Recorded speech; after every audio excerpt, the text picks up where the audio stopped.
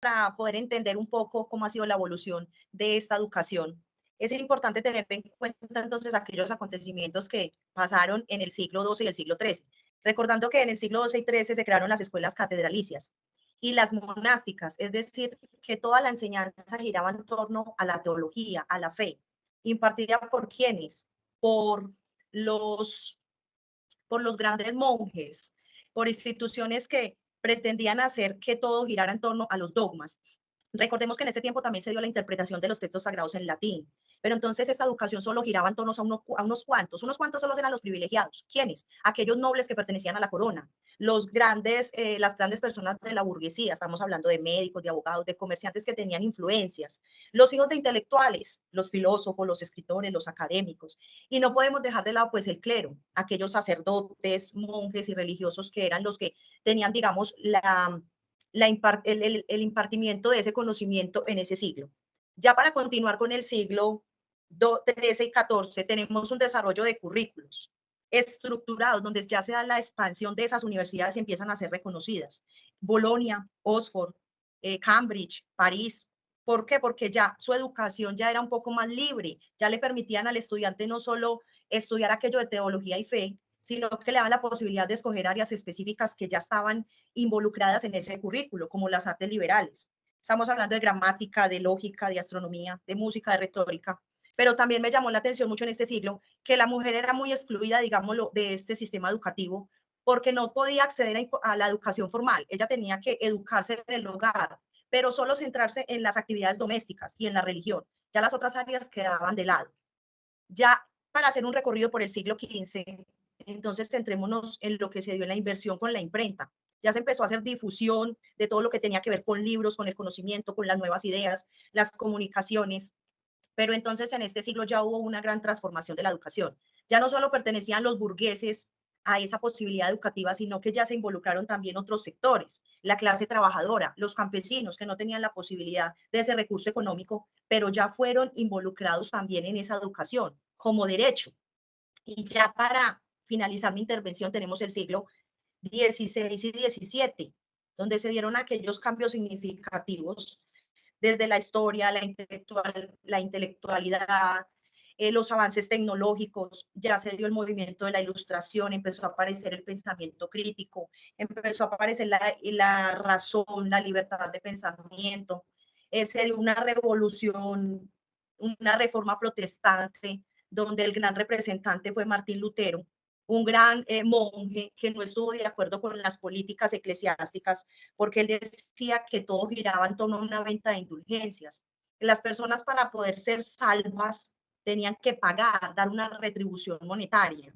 Si no, no tendrían la redención. También en este siglo apareció la primera universidad de Santo Tomás de Aquino, un gran religioso que quiso transformar esa educación, cogiendo, digamos, las grandes reformas de todos los siglos y las unificó para hacer de esa educación algo más integral. Ya no solo era todo teología, no eran las artes liberadas, sino que ya también aparecieron las ciencias científicas, la matemática, empezó a aparecer también las ciencias humanas, lo que es educación, psicología, sociología. Entonces ya todo ese currículo fue más avanzado y se extendió haciendo que todas las personas tuvieran la facilidad de acceder, porque en esta universidad se centraban en dar becas, en permitirle al estudiante acceder a esa educación cuando tuviera bajos recursos.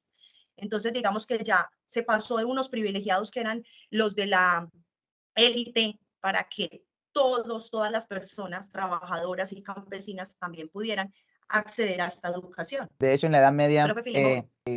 la educación, los sacerdotes daban la misa de espalda.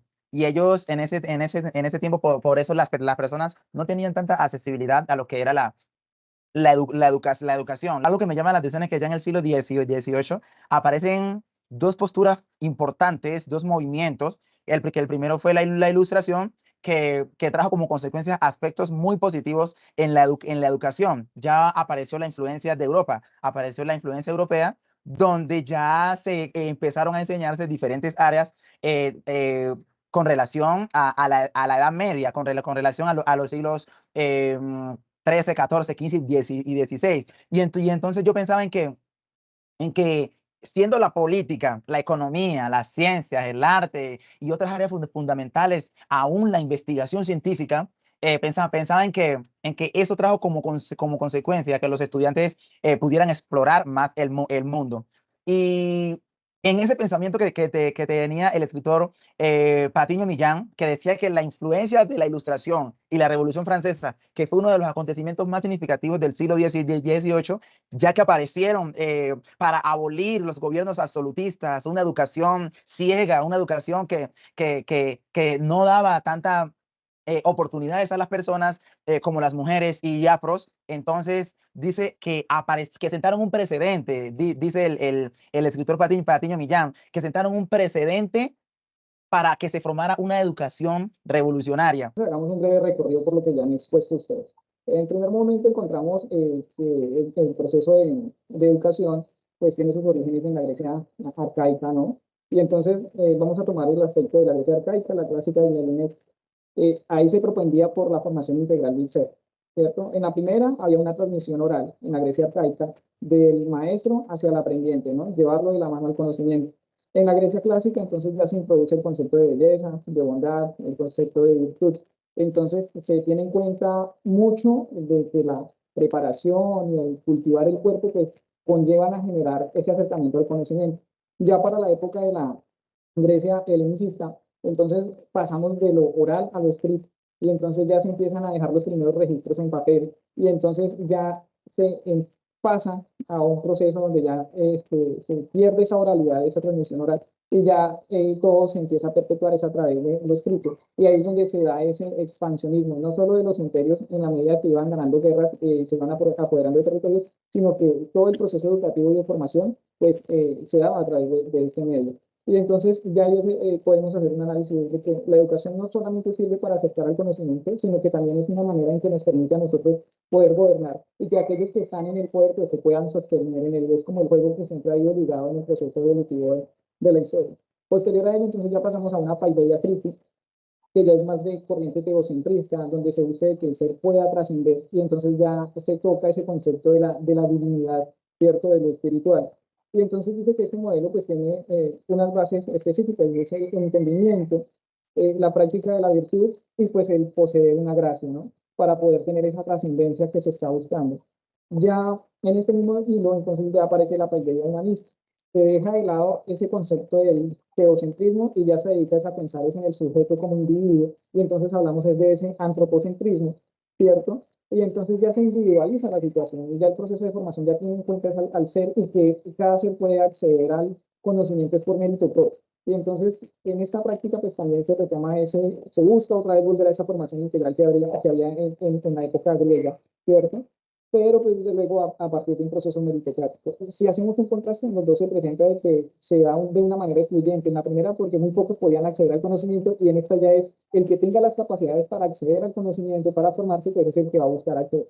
Luego viene el proceso de la ilustración, ¿cierto? Y entonces la ilustración ya habla de un racionalismo y entonces prima la razón. Dejamos el teocentrismo, dejamos el antropocentrismo, dejamos el humanismo y ya empezamos a tener ese fundamento en que la razón es la que va a primar. Y entonces volvemos a tener una instrumentalización de lo humano para poder obtener unos beneficios económicos, políticos, militares, dependiendo de la necesidad que tenga cada uno de los estados donde se desarrolla el proceso.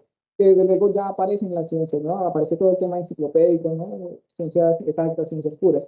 Y vamos dando ese paso ya hacia el siglo XX. Y en el siglo XX entonces nos paramos y decimos, bueno, aquí ya empieza a aparecer un biologicismo, empieza a aparecer la sociología, empieza a aparecer el tema de la psicología dentro de la educación y tenemos diversidad de autores que ya empiezan a hacer una crítica. Venga, es que hemos dejado de lado lo humano y estamos teniendo en cuenta solamente el aspecto del conocimiento. Pero entonces necesitamos saber hacer, necesitamos es que haya ese aprendizaje no solo de la experimentación, sino que es que la persona con el conocimiento pueda ya llevar a cabo y ejecutar. Entonces pasamos a esa etapa. Y ya nos entramos entonces ya al siglo XXI y decimos, bueno, es que todavía heredamos, ¿cierto? Todo eso del siglo XVIII que todavía lo tenemos heredado en la escuela actualmente y estamos hablando de un tradicionalismo que queremos dejar atrás, pero tenemos un proceso de globalización, tenemos una interdependencia, se tienen unas presiones políticas entre los diferentes países y entonces la educación funciona justamente pues, en el mismo sentido. Todavía no hemos dejado de ser sujetos manipulados por un poder que está latente, es cierto que hay unas formas de gobierno que esas influyen en el sistema educativo, y aunque nosotros tengamos implementadas algunas políticas, tengamos implementados algunos modelos pedagógicos